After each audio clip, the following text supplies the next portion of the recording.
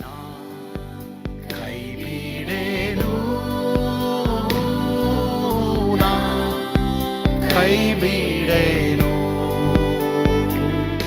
ಆ ಮಾತು ಹೇಳಿದ ನನ್ನ ತಾ ಹೇಳಿದ ನಲ್ಲವೇ. ಯೇಸು ಕೈ ಬಿಡನು ದೈನಂದಿನ ಸತ್ಯವೇದ ಅಧ್ಯಯನಕ್ಕೆ ನಿಮ್ಮೆಲ್ಲರನ್ನು ಆಹ್ವಾನಿಸುತ್ತೇನೆ. ಇಂದು ನಾವು ಆದಿಕಾಂಡ 1ನೇ ಅಧ್ಯಾಯ 29ರಿಂದ 31ನೇ ವಚನವನ್ನು ಧ್ಯಾನ ಮಾಡೋಣ. ನಿಮಗೆ ಆಹಾರಕ್ಕಾಗಿ ಕೊಟ್ಟಿದ್ದೇನೆ. ಈ ವಿಷಯದ ಕುರಿತು ಈ ಭಾಗದಲ್ಲಿ ನಾವು ಕಲಿಯೋದಕ್ಕೆ ಹೋಗ್ತೇವೆ. ಓದಿಕೊಳ್ಳೋಣ. ಮತ್ತು ದೇವರು ಈಗೋ ಸಮಸ್ತ ಭೂಮಿಯ ಮೇಲೆ ಬೀಜವುಳ್ಳ ಎಲ್ಲ ಪೈರುಗಳನ್ನು, ಬೀಜವುಳ್ಳ ಎಲ್ಲ ಹಣ್ಣಿನ ಮರಗಳನ್ನು ನಿಮಗೆ ಆಹಾರಕ್ಕಾಗಿ ಕೊಟ್ಟಿದ್ದೇನೆ. ಇದಲ್ಲದೆ ಭೂಮಿಯ ಮೇಲೆ ತಿರುಗಾಡುವ ಮೃಗಗಳು, ಆಕಾಶದಲ್ಲಿ ಹಾರಾಡುವ ಪಕ್ಷಿಗಳು, ನೆಲದಲ್ಲಿ ಹರಿದಾಡುವ ಕ್ರಿಮಿಕೀಟಗಳು ಎಂಬ ಜೀವಿಗಳಿಗೆ ಎಲ್ಲ ಹುಲ್ಲು ಸೊಪ್ಪುಗಳನ್ನು ಆಹಾರಕ್ಕಾಗಿ ಕೊಟ್ಟಿದ್ದೇನೆ ಎಂದು ಹೇಳಿದನು. ಅದು ಹಾಗೇ ಆಯಿತು. ದೇವರು ತಾನು ಉಂಟು ಮಾಡಿದ್ದನ್ನೆಲ್ಲ ನೋಡಲಾಗಿ ಅದು ಬಹು ಒಳ್ಳೆಯದಾಗಿತ್ತು. ಸಾಯಂಕಾಲವೂ ಪ್ರಾತಃ ಕಾಲವೂ ಆಗಿ 6ನೆಯ ದಿನವಾಯಿತು. ಇಲ್ಲಿ ನಾವು ನೋಡ್ತೀವಿ ಹಾಗೆಯೇ ಆಯಿತು. ಮತ್ತು 2ನೇ ವಿಷಯ ಆಹಾರಕ್ಕಾಗಿ ಕೊಟ್ಟಿದ್ದೇನೆ ಅಂತ ನಾವು ದೇವರು ಹೇಳೋದನ್ನೇ ನಾವು ನೋಡ್ತೀವಿ. ದೇವರು ಹೇಳ್ತಾ ಇದ್ದಾರೆ. ಯಾರಾದರೂ ನಿನಗೆ ಇದು ಕೊಡಲ್ಲ, ನಿನಗೆ ಇದು ಮಾಡಲ್ಲ, ಇದು ಕೊಡಲ್ಲ ಅಂದರೆ ಭಯಪಡಬೇಡಿ. ದೇವರು ಕೊಟ್ಟಿದ್ದಾರೆ. ಈ ಲೋಕದಲ್ಲಿ ನಿಮಗೆ ಬೇಕಾದಂಥ ಉಡುಪು, ನಿಮಗೆ ಬೇಕಾದಂಥ ಕೆಲಸ, ನಿಮಗೆ ಬೇಕಾದಂಥ ಆಹಾರ ದೇವರು ಕೊಟ್ಟಿದ್ದಾರೆ. ಯಾರು ಅದನ್ನು ಸ್ಟಾಪ್ ಮಾಡೋಕ್ಕಾಗಲ್ಲ. ಎಲಿಯನಿಗೆ ದೇವರು ಹೇಳಿದ್ರು ಕೆರಿತಲ್ಲದಲ್ಲಿ ಅಡಗಿಕೋ ಅಂತ ಹೇಳಿದ್ರು. ಅವನು ಹೋಗಿ ಅಡಗಿಕೊಂಡ. ದೇವರು ಹೇಳ್ದಂಗೆ ಅವನು ಕೇಳ್ದ. ಅವನಿಗೆ ಊಟಕ್ಕೆ ಕೊರತೆ ಇತ್ತಾ? ಕೊರತೆ ಇರಲಿಲ್ಲ. ಅವನು ಬೇಕಾದಂಥ ಊಟ ದೇವರು ಕೊಟ್ಟರು.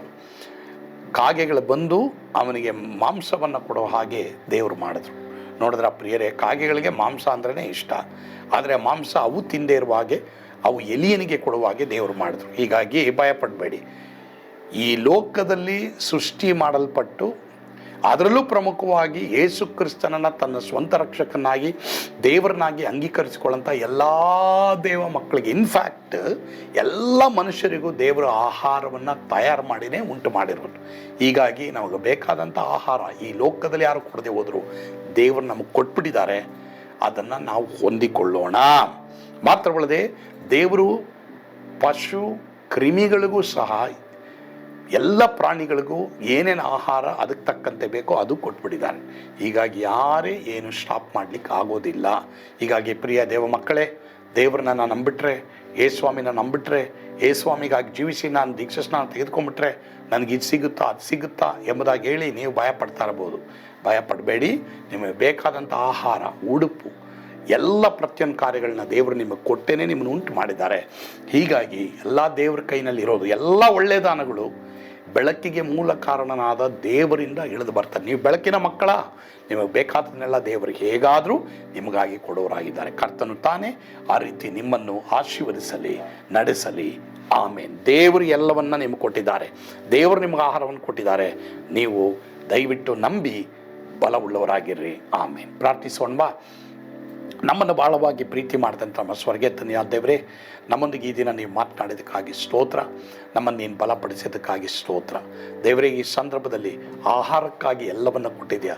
ನಿನ್ನ ಸ್ವರೂಪದಲ್ಲಿ ನಮ್ಮನ್ನು ಉಂಟು ಮಾಡಿದ ಮೇಲೆ ಆತ್ಮೀಕವಾಗಿ ಯಾರ್ಯಾರು ಇವತ್ತು ತೀರ್ಮಾನ ತೆಗೆದುಕೊಂಡು ಯೇಸುವನ್ನು ತಮ್ಮ ಸ್ವಂತ ರಕ್ಷಕನಾಗಿ ದೇವರನ್ನಾಗಿ ಅಂಗೀಕರಿಸ್ಕೊಂಡಿದ್ದಾರೋ ಅವರಿಗೆಲ್ಲವನ್ನು ನೀನು ಕೊಟ್ಟಿದೆಯಾ, ನಡೆಸ್ತೀಯ. ಅದಕ್ಕಾಗಿ ಸ್ತೋತ್ರ. ಎಲಿಯನ ದೇವರು ನಮ್ಮ ದೇವರಪ್ಪ. ಅಪ್ಪ ತಂದೆ, ಆದರೆ ಎಲಿಯನ ನಿನ್ನ ನಂಬಿದ ಹಾಗೆ, ನಿನಗೆ ವಿಧೇಯನಾದ ಹಾಗೆ ನಾವು ಒಬ್ಬೊಬ್ಬರು ನಿನಗೆ ವಿಧೇಯರಾಗಿ ನಡೆಯುವಾಗೆ ಕೃಪೆ ಕೊಡು. ಯೇಸುವಿನ ಹೆಸರಿನಲ್ಲಿ ಪ್ರಾರ್ಥಿಸ್ತೇವೆ ಸ್ವಾಮಿ. ಆಮೇನ್. ಕರ್ತನು ತಾನೇ ನಿಮ್ಮೆಲ್ಲರನ್ನ ಆಶೀರ್ವಾದ ಮಾಡಲಿ. ಯೇಸು ನಿಮ್ಮನ್ನು ಕೈ ಬಿಡನು.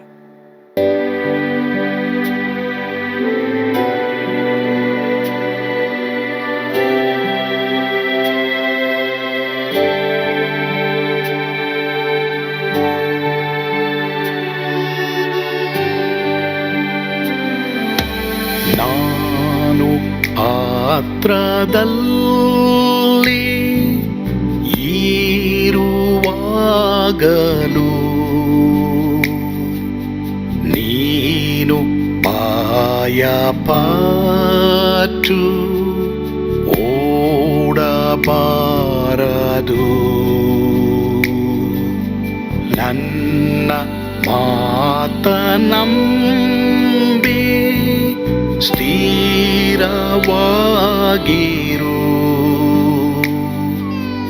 ನಿನ್ನ ಬಿಡಲಾರೆ, ಬಿಡೆನು ಎಂದೆಂದಿಗೂ.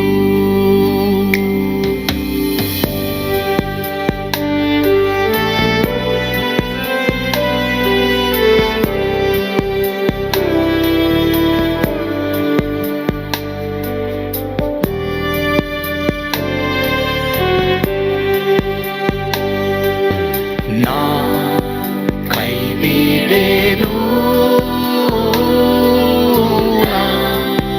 ಕೈ ಬಿಡೆನು. ಆ ಮಾತು ಹೇಳಿದನಲ್ಲ, ತಾ ಹೇಳಿದನಲ್ಲವೇ. ನಾ ಕೈ ಬಿಡೆನು, ಕೈ ಬಿಡೆನು. ಆ ಮಾತು ಹೇಳಿದನಲ್ಲ, ತಾ ಹೇಳಿದನಲ್ಲವೇ.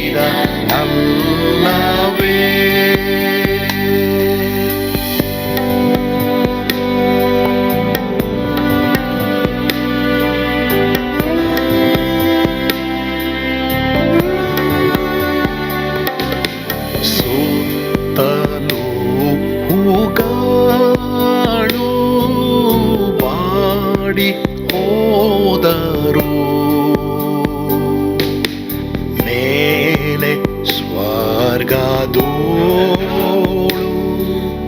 ಬಾದಲಾಗದು.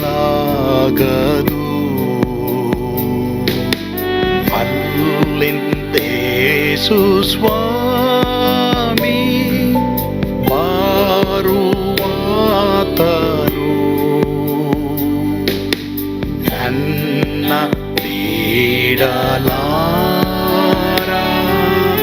ನನ್ನನ್ನು ಕೈ ಬಿಡನು. ನಾ ಕೈ ಬಿಡೆನು, ನಾ ಕೈ ಬಿಡೆನು. ಆ ಮಾತು ಹೇಳಿದನಲ್ಲ, ತಾ ಹೇಳಿದನಲ್ಲವೇ. ನಾ ಕೈ ಬಿಡೆನು, ನಾ ಕೈ ಬಿಡೆನು. ಆ ಮಾತು ಹೇಳಿದನಲ್ಲ, ತಾ ಹೇಳಿದನಲ್ಲವೇ.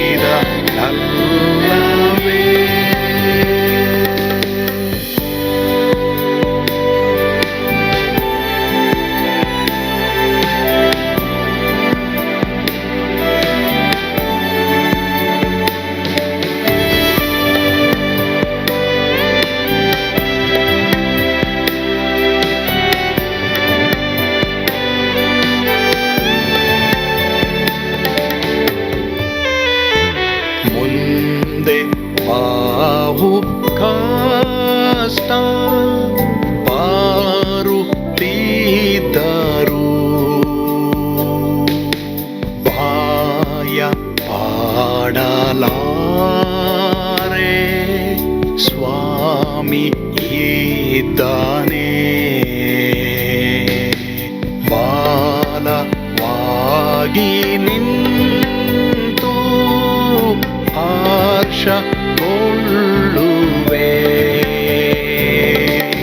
ಸ್ವಾಮಿ ಬಿಡಲಾರ, ಸ್ವಾಮಿ ನನ್ನ ಕೈ ಬಿಡನು. ನಾ ಕೈ ಬಿಡೆನು, ನಾ ಕೈ ಬಿಡೆನು. ಆ ಮಾತು ಹೇಳಿದನಲ್ಲ, ತಾ ಹೇಳಿದನಲ್ಲವೇ. ನಾ ಕೈ ಬಿಡೆನು, ಕೈ ಬಿಡೇನು. ಆ ಮಾತು ಹೇಳಿದನಲ್ಲ, ತಾ ಹೇಳಿದನಲ್ಲವೇ,